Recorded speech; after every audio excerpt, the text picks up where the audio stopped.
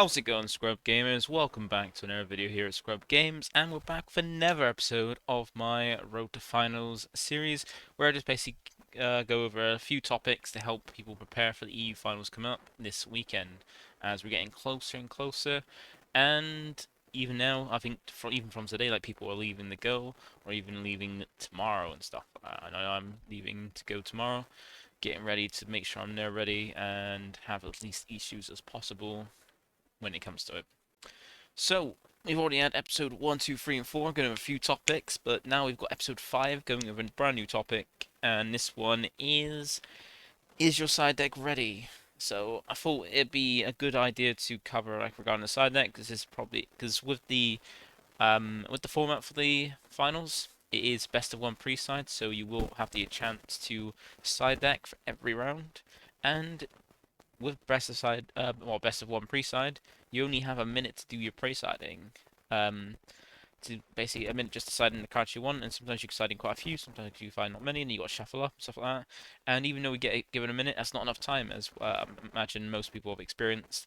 A minute to do your siding to figure out, especially after seeing what the matchup is, isn't a lot of time for a lot of people because people don't actually prepare to side deck properly or take into consideration a few things.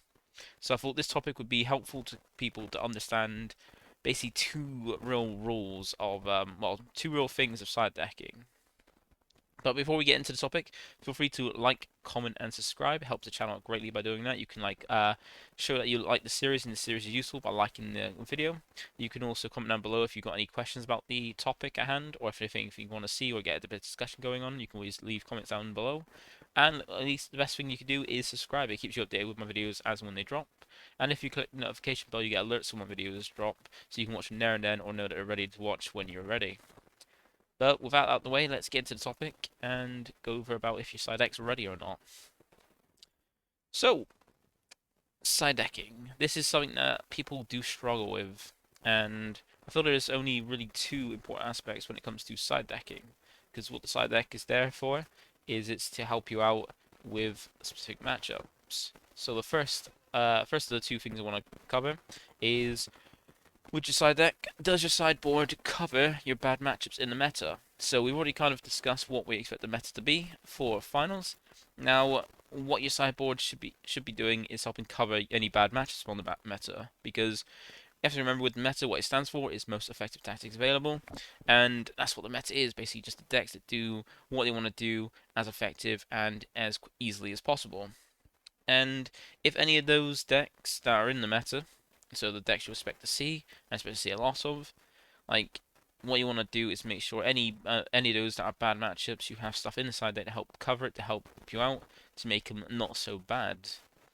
And that can be easily done by putting in cards in your side, ready to help with them, and that's what you should be using your side deck for. It's just using it. So anything, if you come up a certain deck, if you have trouble with it, putting in the cards that you would then side in to help with that to make it less of a terrible time. And then the other thing we wanted to cover, what I want to cover when it comes to side deck, is do you have a plan for what to side both in and out for them? Now, the first part, the first query is something that some people do decently. They put in cards to help with certain matchups, certain colors, and stuff like that. But the second one is where people seem to have a bit more trouble because that's what takes the most time when it comes to siding, like not really knowing or not having a plan beforehand to know exactly what in your main deck you're taking out for cards in your side deck. And that's the way to make the best use of a best of one pre-side, is to make use of that 1 minute you've got the side, so that way you've still got all your time you should have for actually playing the match, and actually basically playing a decent amount of time.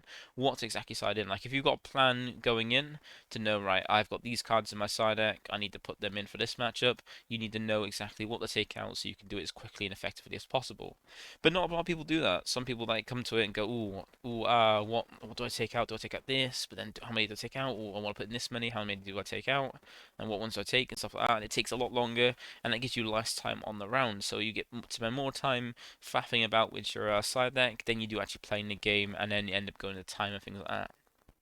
So I thought I'd go over a few, like, just some examples about to help you out with some of these. So we'll go with the first topic first, which is does your sideboard cover the bad matchups in the meta? So as I said, we've covered what the meta's going to be. So it's going to be any like red decks. There's going to be a lot of red decks, I reckon. And I put the Planet as an example because that's people's go-to because it's the like easiest, most simply like most like beat like just beat stick deck that red has. Just the most simple one that any person can pick up with less like an easier time going over. We've got blue. It's not gonna have Gogeta. Green is gonna mostly be just solely go home because there still hasn't got an effect like many effective leaders to make use of Green's new or most of Green's now like generic good cards. You know, U7 gonna be probably the most expected yellow deck, considering like yellow kind of got hit in Mech Golden Freezer being the main one, and then the hit to the duo card actually did hurt some, so you might need like this is probably the main one you see, and then black's mainly going to be represented by Mecha Kabura being the best of the black decks. So these are the ones you should probably expect to see. Like with red, once again, you should see red decks. You side against red in general because a lot of them do the same thing. Just some of them have different power plays, and these are what you should be preparing your side deck for. So when it comes to example, I'll probably use we'll use Gogeta example because everybody knows I hate blue, and that blue is just a horrible color. Like it's just one that's just too defensive, and most people that play it don't really play to win. They play to just not lose, which is a bad strat. So if you're against blue, you've got things like D-Magic. As D-Magic, so what do? You probably, if you hate D-Magic or don't want to basically counterplay you for like effectively free and then get more energy back to make do stuff on your turn, then what you're gonna want to do is slide in things like the Vegeta Protector's Loved Ones, that series of cards like the D-Magic Hate, being like barrier cantrips that then make it so if your opponent wants to untap the energy using that D-Magic, they're gonna end up losing a life and a energy to drop. So if you worry about D-Magic and things like that, you've got perfect things like this to side in. So if you have a bad time against blue, you just hate D-Magic and just want to punish it, like any blue that you come across that plays it to help defend themselves, then you chuck some of those in because they're really good cards to help like just draw for your deck, make use of that one energy investment, even a turn one play, like a really good turn one play, and then make it so what's on the board, they're gonna have a harder time setting how they're gonna use D-Magic if they're gonna use it as just a negate and then not untap the energy after using it, or take the life and then potentially not just use it as a free life negate that gains them no investment back at energy so they don't get the maximum use out of it. So that's one kind of example, like things to side back in if you hate against things. And then you've got other examples like if you have against decks that we'll use Gogeta as an example now has like a deck you're playing, and you go against decks where like they've got a strategy of using like nowadays bringing out things higher than energy for cheap and then basically getting a lot of big things, and you want to kind of like hold it off so you can then get to, if you're playing like a slower deck, you want to get to a point where you can actually play the game but you need to hold out a little bit more.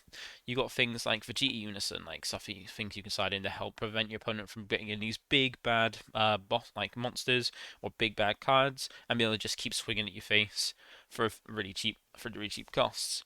And these are like really things to help you, like if you've got a slower game, put things in to help you survive there and like last out a little bit longer for those kind of matchups. And then the last example, if we go free, because good things come in freeze. And we've got things like if you've got some issues with some decks. So once again, using Gogeta as the example of a deck you could side it into. If you have issues with things like in certain decks where they've got like boss cards or cards that are hard to remove and then cause you a lot of trouble, make it harder for you to actually perform your game plan. You got things like Tapion, say for blue, if you got go against deck cards that have skills to stop them from being removed from the battle area, or like being removed in general, or like have things like indestructible, which not many colors actually can deal with, like half the colors can, half the colors can't. Then you got things like Tapion being something that you can actually go and use it like his -2 skill to negate the skills on it and then absorb it, or even then at the very least if you don't want to put the full free energy investment in it, at least negate the skills of it so that way it's skillless for the turn and that's access to a color that doesn't normally have it.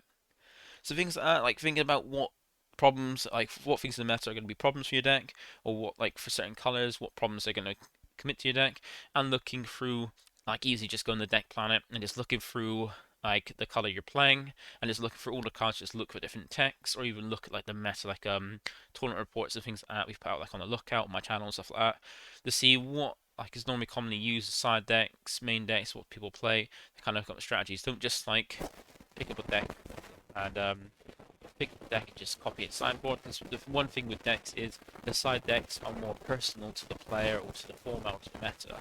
So side decks are something that aren't really as easy to copy because they're more personalized and tailored to that player or that deck.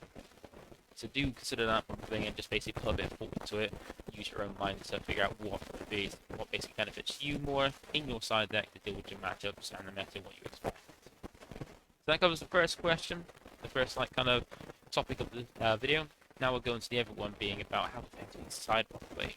And I think the best way to kind of give an example for that myself is to go over one of my main decks being Vegito and how I typically decide things. So, for example, we use this is a good example. So one thing I like to side in is for Vegito is against the black decks. I like to side in like 2 copies of my SS Son Goku Berserk Instinct, because one great thing it is against black is that its effect is just if a player's leader is black, so I don't have to have a black leader, my opponent can have a black leader. So if I'm going against a black deck, I want to side this in to have that a bit better benefit against black decks, because essentially what I can do is combo with it, get the effect of it to give my card in battle 10k power effect to their side, and then make use of it after their side. I've given them a choice to either combo off to basically get back that 10k, so basically there's no difference in, like, I've got to receive 10k for free, they receive 10k for free, then they get it back, which then I'm allowed to Patara over it, and actually basically gain a benefit of that by putting some combo power in battle, and they give me back a free Goku that I can then attack with, and then Patara over to make more advanced, like more plays for free in the turn. Or they keep hold of it because they want to give it back to me and let me Patara for free. Want to keep hold of it because if next turn they have it, they've got a 25k double striker. Then I can just go ahead with my lead, use the effect to then bop the card, draw 2 and bounce that back to my hand, so that way I've basically just got a 10k for free and got my card back, and got a card back for free, putting it as +2 for my turn, so like maximum benefit. But the thing is, if I want to side it in, what do I want to side it out for? Like side in for it, because there's a lot of cards I don't want to be taking out many things, but I've got a plan for my deck where I kind of want to switch it out for something that does the same kind of thing, but this card does it better in that matchup. So normally what I do is if I want to side in 2 copies of this Berserk Instinct, I'm going to side out my 2 copies of Son Goku Rescue, because they basically do the same thing, because the Black Goku plays for free, although they've got a combo off, but then normally it's basically played out for free, either on my opponent's board and then they can come back to put my board, or put it on their board and it passes back to hand. It's normally just a free play, and same within Goku the Rescuer, it's going to be the same thing as it's going to be a free play, just as not as great in the matchup, because with Goku the Rescuer, when I use my leader's effect to bottom deck one that draw 2, and then bounce back something from their board ignoring barrier, that's counted as bouncing something back to the hand, which triggers a Goku to then play itself for free, so they can swing with it and then Patara over, similar to what I want to do with the Berserk Instinct. So what I normally do is easily in the black matchup just take out the 2 Son Goku the Rescuer for 2 Berserk Instinct, and that takes little no time. Just find them, take them out, put those in, and that's done. Very quick, very effective. Rather than faff about going, right, I want to put this black Goku in my deck, what do I take out? Before I go into the matchup against any black deck, I've got that plan to instantly know what I'm going to side in for the deck, and what I'm going to side out being those 2. So it's quick and effective. So that's one example, and then we'll go for a second example because I thought it'd be good to have a second one of a different kind of card, a different kind of thought process, and that is say siding in, because I play yellow in Vegito, siding in Nimbus to help with decks that want to go like a lot of a swing, so kind of limit their attacks, so I can side the turn a little bit easier, and maybe taking out All Might Resistance. So this is another thing. All Might Resistance is a like vital card in Vegito because it allows you to push through your big swings when you're trying to go for lethal with a 30k, well, a 30 to 35k or even 40k triple strike at the end of the game, and you want to push it through to make sure then their only option really is to out combo it, which could be tough when you're facing a big body and everything's going into it because it's lethal. But then some decks, they're going to have it's going to be a lot harder because, like, essentially, if I use the example of black again, it's going to have a way to still counter, like stop an attack, even if it negates force through. So, for example, using the Gohan rare, the black Gohan rare, you can use a negate, I can counter, and they can use that in the auto stage to basically still negate the attack and play it out. So even though I've stopped their negate, they still stop the attack through another skill. And sometimes in some matchups, there might not be like, there might not be a need to push through damage. You might be not need to really push through an attack or need to worry about it. You can grind it out instead by just getting a load of swings rather than just push through one big swing. And sometimes that might be useful. So I switched out my resistance for Flying Nimbus as an example, because Nimbus can help me survive their turn a little bit easier if I don't need to push through the attack. And it does provide the same thing because it's still like all my resistance is a red and yellow card, which is generally useful for when the Beerus super combo. So at least allows either get both a 5k boost to the combo and a minus 5k to Sunk in Rest mode, normally being the card I'm attacking or being attacked by. And Flying Nimbus at least covers one of those aspects, where if I hit it off Beerus, I'm at least minus 5k the card I'm attacking, or minus 5k the card that's attacking me. So generally that's how it works. When it comes to side deck, just having a plan of like in certain matchups, like what cards in your deck aren't useful those matchup, and what card siding could be useful or will be very useful. So one thing you want to work out before going into the event is kind of looking for your side deck, looking for your main deck, and making just a general plan against the meta, right? Against these meta decks, like knowing what the decks are going to be meta, and then making a plan to go, okay, for this match I'll take this for this, and have a plan going forward. Because then if you've got a plan like that ready for when you go into a matchup, then all you really need to do is just like look at the leader, understand what leader is, and then basically just grab the cards you know you're going to put in, and grab the cards you're going to take out, and do it like pretty quickly. That way you make use of just siding within the minute or under, and then really get the full 35 minutes of playing your game. So hopefully that's helpful. That's how I I understand when it comes to side deck, how to prepare my side deck. Is making sure I know what I basically kind of try and make it so I understand what I expect to experience from the meta for any event, and then making a solid kind of cheat guide to when it comes to siding its matchup in my head, ready to effectively side if need be. So that is it for today's video. So hopefully you found that useful, and if you do, feel free to like, comment, and subscribe, and just let me know either in the comments if it makes it helpful. If you've got any questions, just add them down, or if you found it helpful, just give it a like. Make sure to subscribe, and I'll catch you in the next one because we've got 2 more episodes to go, and then we got a final. So thank you for watching, and I'll see you in the next one.